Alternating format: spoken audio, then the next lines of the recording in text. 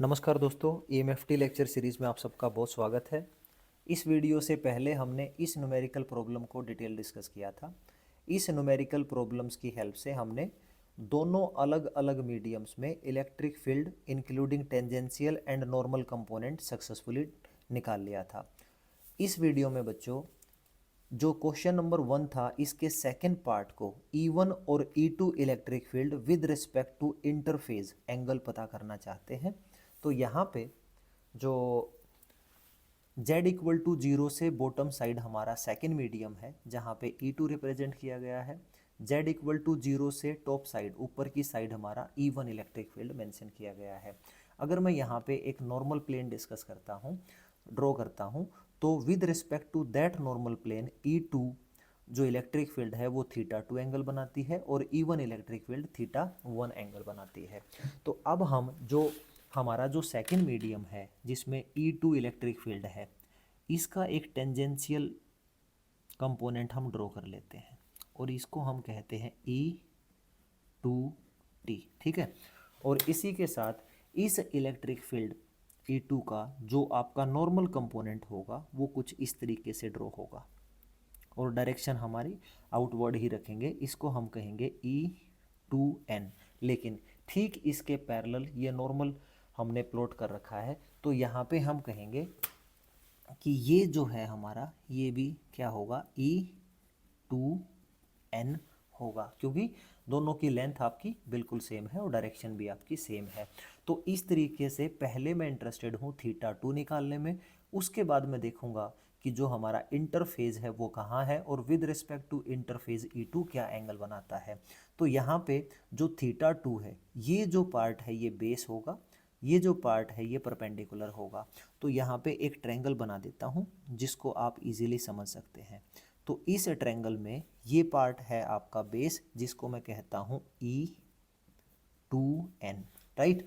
और जो आपका हाइपोटेन्यूज है वो आपका E2 कहलाएगा। यहाँ पे आप इसको कनेक्ट कर दीजिए, ये आपका बच्चों E2 कहलाएगा और E2n के साथ ये जो है आपका θ2 एंगल बनाता है और जो परपेंडिकुलर है वो आपका टेंजेंशियल कंपोनेंट है। तो इसको मैं कहूँगा E2n। ओके, अब इतनी सी नॉलेज से हमें पता है कि हम टेंजेंट निकाल सकते हैं। तो एंगल कितना है, θ2, तो हम बोलेंगे टेंजेंट θ2 कितना होगा, परपेंडिकुलर अपॉन बेस। तो परपेंडिकुलर क्या है बच्चों, this is E2t divided by base क्या है आपका E2n। ओके, इलेक्ट्रिक फील्ड पहले क्वेश्चन में ये गिवन थी, with help of boundary conditions second medium की इलेक्ट्रिक फील्ड हमने निकाल ली थी। z इक्वल टू 0 है, इसका मतलब जो नॉर्मल कंपोनेंट है वो आपका z एक्सिस है। तो z एक्सिस के अलोंग 8/3 z कैप है, ये आपका क्या आ गया, नॉर्मल कंपोनेंट ऑफ E2।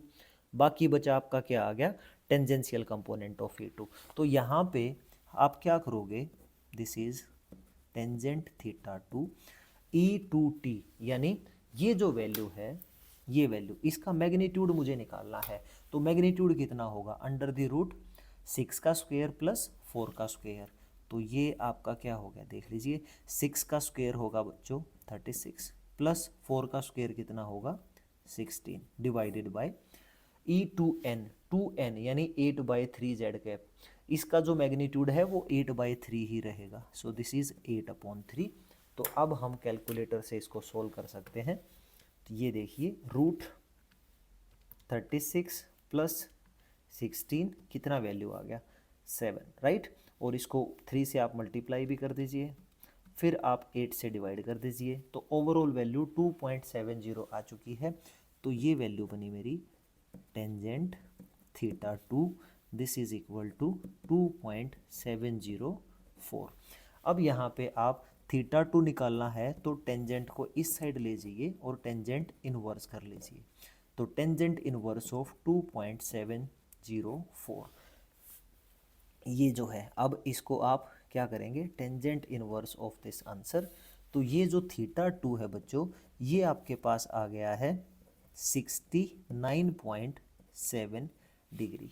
θ2 आपका आ चुका है। लेकिन आपसे पूछा क्या गया था पहले क्वेश्चन में पूछा गया था कि एंगल E1 और E2 के निकालिए विद रिस्पेक्ट टू नॉर्मल। नहीं, ये जो एंगल आया बच्चों ये विद रिस्पेक्ट टू नॉर्मल आया है, लेकिन आपको विद रिस्पेक्ट टू इंटरफेज निकालना था। तो इंटरफेज क्या है? एक ऐसी लाइन जो दो अलग अलग मीडियम्स को डिवाइड कर सके, तो वो ये लाइन है। तो हमें जो एंगल चाहिए था इस लाइन से E2 के बीच का एंगल चाहिए था। लेट अस से इसको मैं फाई 2 बोल देता हूँ, ठीक है। तो ये देखिए नॉर्मल और ये जो है ये एक दूसरे को 90 डिग्री से कट करेंगे, तो इसका मतलब जब θ2 पता लग गया तो 90 माइनस θ2 क्या आ जाएगा? फाई 2। तो वही एंगल इसने पूछा था। तो यहाँ पे हम लिखेंगे दिस इज फाई 2। तो वो कितना होगा? 90 डिग्री माइनस दिस वैल्यू, तो ये आपके पास आ जाएगा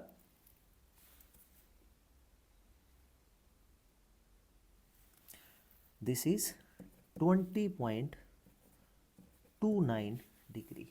ये हमारा फर्स्ट आंसर आ चुका है, यानी जो हमारी इलेक्ट्रिक फील्ड E2 है उसका with respect to interface angle पता कर चुके हैं। अब हम बात करेंगे सेकंड, जो हमारी E1 इलेक्ट्रिक फील्ड है ये वाली, इसका विद रिस्पेक्ट टू इंटरफेज पता करना है। लेकिन पहले हम विद रिस्पेक्ट टू क्या करेंगे? नॉर्मल पता कर लेते हैं। तो ये जो E1 है ये देखिए, यहाँ से आप देखेंगे तो ये इसका क्या होगा? Tangential component, this is E1t। और ये परपेंडिकुलर जो ऊपर जाएगा ये क्या होगा? ये होगा आपका नॉर्मल कंपोनेंट E1n। अगर मैं इसको इस तरीके से आगे बढ़ा दूं तो क्या होगा? राइट। और ये लाइन आगे जाके कहाँ मिलेगी? इसके साथ मिलेगी। तो यानी यहाँ पे एक जो ट्रायंगल बनेगी और इस ट्रायंगल में जो ये साइड है ये आपका टेंजेंशियल कंपोनेंट ही होगा, राइट। तो इसको लिखेंगे E1t, राइट। और अब मैं ये परपेंडिकुलर, ये बेस और ये हाइपोटेन्यूज एक ट्रायंगल यहाँ पे बना लूँगा। ये देखिए ये आपका परपेंडिकुलर, ये आपका बेस और ये आपका बच्चों हाइपोटेन्यूज, ठीक है। तो जो हाइपोटेन्यूज है वो E1 है, इसको तो मैं कहूँगा E1। थीटा कितना है? θ1, ठीक है। ओके, थीटा के बिल्कुल सामने क्या होता है? परपेंडिकुलर। तो ये हो जाएगा E1t परपेंडिकुलर, और बेस क्या है आपका? E1n। यहाँ पे भी आप सेम क्या करोगे? टेंजेंट θ1 कितना होता है? Perpendicular upon base. तो ये हो जाएगा आपका E1t अपॉन बेस क्या है? E1n, ठीक है। तो E1t क्या है बच्चों? देखो E2t और E1t दोनों सेम है, तो इसका मतलब under the root 36 plus 16 as it is लिखोगे 36 प्लस 16 डिवाइडेड बाई E1n क्या है? देखो यहाँ पे ये आपका टेंजेंशियल था तो 2z कैप आपका E1 है, इसका मैग्नीट्यूड क्या होगा? 2। तो यहाँ पे सिर्फ 2 लिखेंगे। तो अब हम फटाफट क्या करेंगे? This is under the root 36 plus 16 कितना आ गया? 7.21 डिवाइडेड बाई 2 कर देंगे तो कितना आ गया? 3.6। तो यहाँ पे जो हमारा टेंजेंट θ1 है वो आया 3.6। अब जो θ1 है बच्चों वो कितना आएगा? Tangent inverse of 3.6। तो इसको आप क्या करोगे? Tangent inverse of this answer, this is 74.5 लिख सकते हो। तो जो θ1 है बच्चों वो आ गया 74.49 लेटस से डिग्री। ये वैल्यू आपकी आ चुकी है। लेकिन ये देखिए ये θ1 E1 जो इलेक्ट्रिक फील्ड है इसका विद रिस्पेक्ट टू नॉर्मल आया है, लेकिन हमें किसके रिस्पेक्ट टू पता करना है? With respect to interface. तो इसका मतलब ये देखिए यहाँ पे इस लाइन से इस फील्ड का जो एंगल है लेटस से वो φ1 है, और ये बिल्कुल क्या है? परपेंडिकुलर। इसका मतलब θ1 प्लस φ1 आपका 90 डिग्री होना चाहिए। तो अगर आपका θ1 आ चुका है तो जो φ1 है बच्चों वो क्या होगा? 90 डिग्री से इसको सब्ट्रैक्ट कर दीजिए। तो इसको आप क्या करेंगे? 90 डिग्री से सब्ट्रैक्ट कर देंगे तो 15.5। तो जो आपका ये है ये आया आपका 90 minus theta 1 and this is equal to 15.5 degree. ये आपका थीटा 1 आ चुका है।